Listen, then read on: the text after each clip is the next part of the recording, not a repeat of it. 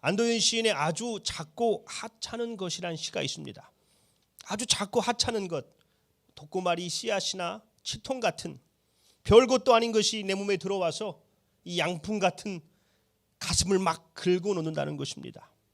별것도 아닌 것에 견딜 수 없이 서러워질 때가 있다는 것이죠. 요즘 같은 때가 그렇죠. 코로나로 일도 없고 벌이도 없고 몸도 안 좋고 이럴 때는 정말 별것도 아닌 것에 짜증이 나고 서러워집니다. 이 마미손이라는 복면을 쓴 가수가 부른 숟가락 행진곡이라는 노래가 있어요. 가사가 이렇습니다. 서울살이는 힘들고 코로나는 짜증나 복면 위에 마스크는 답답해 전세금은 올랐고 벌이는 더 줄었고 나는 이제 망했나 봐요. 망했답니다. 여러분 이생망이라는 말 들어봤어요? 이생망. 이번 생은 망했다의 줄임말입니다. 요즘 젊은이들이 자조적인 표현으로 쓰는 말인데 이번 생은 망했으니 뭘 해도 안 된다는 것이죠. 이 시대의 청년들은 피로 사회를 넘어 불안 사회를 살아가고 있습니다. 작고 하찮은 것에도 서러워하지요.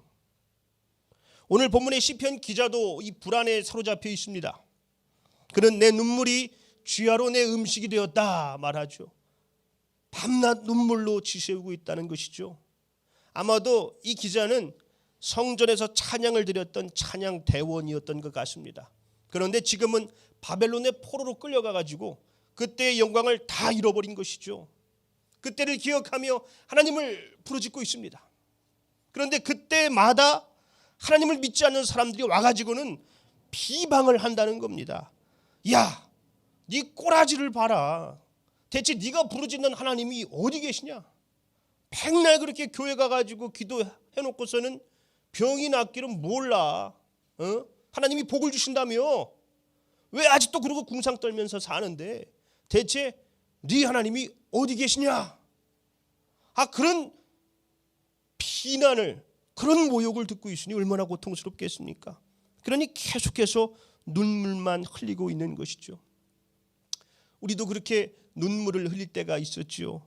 가정의 문제로, 경제적인 어려움으로, 건강의 문제로, 이 사람과의 마찰로 낙심하고 불안할 때가 있었습니다. 물론 눈앞이 깜깜한 그런 상황들이 우리를 불안하게 하지만 오늘 성경은 우리를 불안하게 만드는 원인이 다른 데 있다고 말씀합니다. 우리 5절 상반절 말씀을 보겠습니다. 내 영혼아 네가 어찌하여 낙심하여 어찌하여 내 속에서 불안해하는가. 자, 지금 이 사람이 누구에게 말하고 있습니까? 내 영혼, 자기 안에 있는 연약한 영혼, 못난 자아에게 말하고 있죠. 낮엔 해처럼 밤엔 달처럼 이란 찬양에서도 나의 욕심이, 나의 못난 자아가 언제나 커다란 짐이 된다 그런 표현을 쓰지 않습니까? 내 연약한 영혼, 못난 자아가 불안해한다는 겁니다. 우리가 낙심하고 불안해하는 이유는 내 안에 이 연약한 영혼의 소리에 자꾸 귀를 기울여서 그래요. 내 못난 자아는 자꾸 불안해하면서 말을 걸어옵니다. 야, 앞으로 뭐 해먹고 살라고 그러냐? 그 인간을 어떻게 다시 네가 만나냐? 참 되는 일이 하나도 없다. 이 빚을 대체 언제 갚냐? 몸이 이래가지고 어떻게 살아? 내 약한 영혼이 자꾸 나한테 그런 못난 말을 하대는 겁니다. 저도 이 시기에 교회를 개척하고 나니까 못난 자가 자꾸 말을 걸어오더라고요. 야, 코로나 시기 어떻게 하려고 그러냐? 앞으로 뭐 해먹고 살 건데? 전도는 어떻게 하려고? 뭐 하려고 군산까지 내려왔어? 내 이 약한 영혼의 소리에 자꾸 귀를 기울이다 보니 불안해지고 우울해지더라고요. 우리의 약한 영혼은 과거의 상처와 아픔, 실수까지도 자꾸 들춰내면서 말을 걸어와요. 네가 그러고도 예수를 믿는 사람이냐? 뭘 할 수 있다고 그러는데 아이고 안 돼. 그런데 그 말에 자꾸 귀를 기울이다 보면 이 산비탈을 굴러떨어지는 눈덩이처럼 우리의 불안도 그렇게 커져 있을 것입니다. 그렇습니다. 우리는 더 이상 내 약한 영혼, 이 못난 자아의 소리에 귀를 기울여서는 안 됩니다. 아니, 내가 이제 내 영혼에게 선포해야 합니다. 오늘 본문 말씀 5절을 보겠습니다. 내 영혼아, 네가 어찌하여 낙심하여 어찌하여 내 속에서 불안해하는가? 너는 하나님께 소망을 두라. 그가 나타나 도우심으로 말미암아 내가 여전히 찬송하리로다. 시편 기자는 오랫동안 이 자신을 억압해온 자기 영혼에게 지금 담대하게 외치고 있어요. 내 영혼아, 너 이제 그만 좀 말하고 내 말을 좀 들어라. 네가 왜 낙심하며 왜 불안해하느냐? 나의 하나님이 어떤 하나님이시냐? 그분이 내게 어떤 일을 행하셨느냐? 나를 구원하시기 위해서 하나밖에 없는 아들 예수를 주시지 않았느냐? 그 하나님께 소망을 둬야지. 대체 뭐 때문에 그렇게 낙심하고 넘어져 있어? 그 하나님이 반드시 나를 도우실 것이고 나는 여전히 그 하나님을 찬송할 것이다. 지금 자기 영혼에게 자기가 말하고 있는 거예요. 가정의 문제로, 경제적인 어려움으로, 건강의 문제로, 사람과의 문제로 낙심해하고 불안해할 때 더 이상 이 약한 내 영혼의 말에 귀를 기울여서는 안 됩니다. 내 영혼에게 담대하게 명령해야 돼요. 너는 하나님께 소망을 둬라. 이 도롯이라는 흑인 청년이 있었습니다. 아버지는 목사님, 어머니는 피아노 반주자였어요.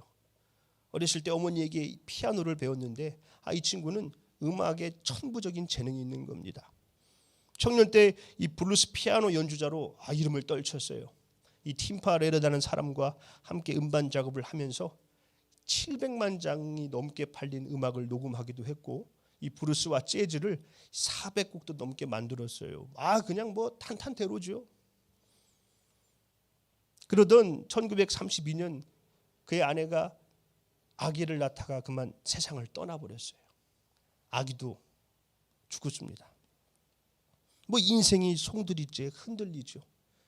믿음도 뿌리째 흔들립니다. 그런 이 슬픔을 견뎌낼 수가 없었어요. 인생의 가장 밑바닥 그 깊은 수렁에서 도로시가 노래 하나를 만들어요. 그 노래가 Take My Hand, Praise the Lord. 오늘 우리가 함께 부른 주님여 이 손을 꼭 잡고 가소서. 약하고 피곤한 이 몸을 폭풍 후 흑암 속 해치사 빛으로 손잡고 날인도 하소서. 이 찬양을 통해서 도로시가 일어섭니다. 이 찬양은 인권운동가였던 마틴 루터 킹 목사님 가장 좋아했던 찬송이고 그분의 장례식 때도 이 찬양이 들려졌습니다. 그리고 이 대중음악과는 결별을 선언하고 이 필그림 교회에서 찬양 사역자로 일하기 시작합니다. 이 사람이 바로 재즈와 블루스를 접목한 이 가스펠 뮤직, 복음성가, 이 가스펠 뮤직을 만든 가스펠의 아버지 토마스 앤드류 도로시입니다. 사도 바울은 빌립보서 3장 12절에서 이렇게 고백하고 있습니다. 오직 내가 그리스도 예수께 잡힌 바 된 그것을 잡으려고 달려가노라. 사도 바울이 어떻게 그 고난 속에서도 믿음의 경주를 할 수 있었습니까? 주님께서 붙잡고 계셨다는 것입니다. 주님은 이를 이렇게 붙들고 계세요. 우리가 도저히 하나님을 붙들 수 없을 때라도, 믿음이 흔들릴 때라도 하나님의 그 강한 손은 우리를 붙들고 계십니다. 그러니 우리가 다시 일어설 수 있는 것이죠. 다시 믿음의 경주를 달릴 수 있는 것입니다. 폭풍이 아무리 몰아쳐도 밤하늘의 달과 별은 흔들리지 않습니다. 인생이 아무리 힘들고 고난이 겹칠 때라도 우리를 향하신 하나님의 사랑은 결코 흔들리지 않습니다. 그래서 시편 기자가 고백하죠. 5절 하반절입니다. 그가 나타나 도우심으로 말미암아 내가 여전히 찬송하리로다. 말씀을 맺겠습니다. 우리가 불안에 빠지는 이유가 무엇입니까? 내 속에 이 약한 영혼이, 못난 자아가 자꾸 말을 걸어오는데 그 말에 계속 귀를 기울여서 그렇습니다. 이제 더 이상 그 말에 귀를 기울여서는 안 됩니다. 아니, 내가 내 영혼에게 선포해야 합니다. 시편 62편 5절로 6절입니다. 나의 영혼아 잠잠히 하나님만 바라라. 무릇 나의 소망이 그로부터 나오는도다. 오직 그만이 나의 반석이시요 나의 구원이시요 나의 요새이시니 내가 흔들리지 아니하리로다. 아멘. 하나님을 찬양하며 기도할 때 내 약한 영혼은 침묵합니다. 낙심과 불안은 사라지게 됩니다. 그러니 우리 이 시간 함께 찬양하며 기도하며 하나님의 도움을 구했으면 좋겠습니다.